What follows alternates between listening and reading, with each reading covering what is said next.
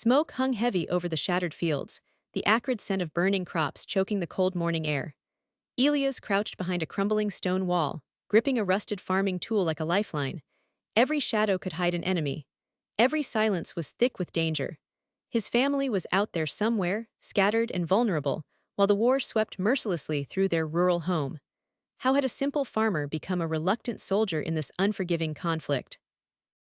How was survival even possible when the weapons were hunger and fear? The year was 1942, in a small agrarian village nestled in the heart of a country torn apart by relentless warfare.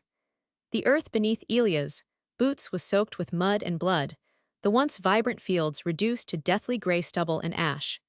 The diesel stench from distant military vehicles drifted faintly in the wind, blending with the eerie silence that had fallen over the countryside.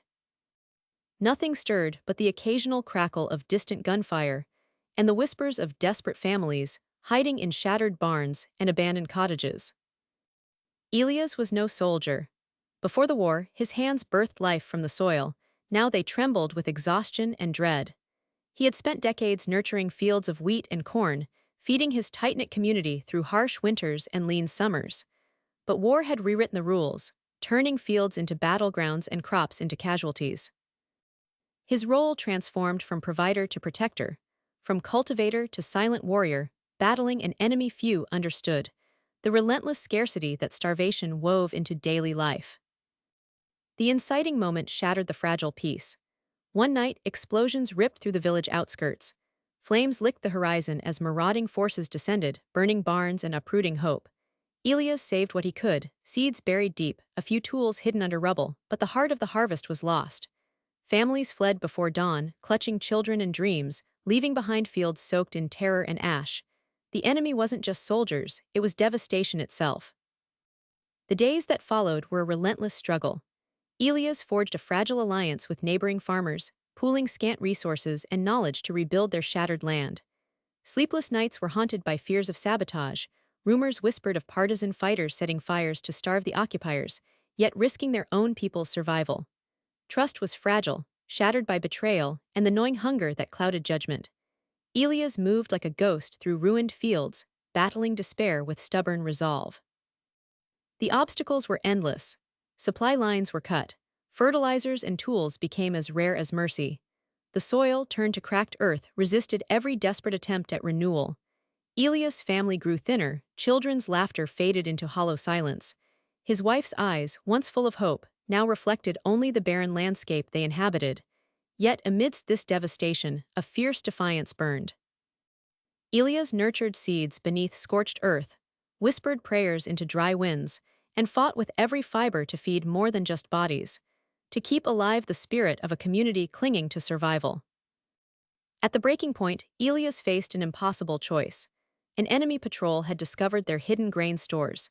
The village could fight, risking annihilation, or surrender their last hope of food. The night air was thick with tension, every breath a prayer.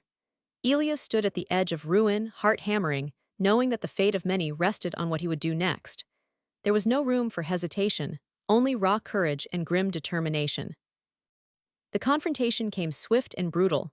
Under the cover of darkness, Elias led a small group to create diversions and protect the granary. The clash was violent, screams cut through the night, and shadows danced with flickers of gunfire. Elias felt a searing pain but fought on, fueled not by weapons but by the fierce desire to protect life itself. When dawn broke, the granary still stood, battered but unbroken, a fragile beacon amid the ruins. But the true horror lay in what history often conceals. While battles raged, and histories were written in generals' names, the silent war for food security went unnoticed. Elias' story revealed the devastating truth. Famine was as formidable an enemy as any army. The deliberate destruction of crops was a tactic of warfare used to break spirits and starve resistance. Yet, the resilience of farmers like Elias was the unheralded backbone of survival, the quiet defiance that preserved humanity in a world consumed by violence. Elias survived the war, but at great cost. His fields were scars on the landscape, his family forever marked by loss and endurance. The village slowly breathed again, hope sprouting from the ashes of despair. Yet the questions linger. What do we owe to those who fight wars with soil and sweat instead of guns? How many stories like Elias remain hid?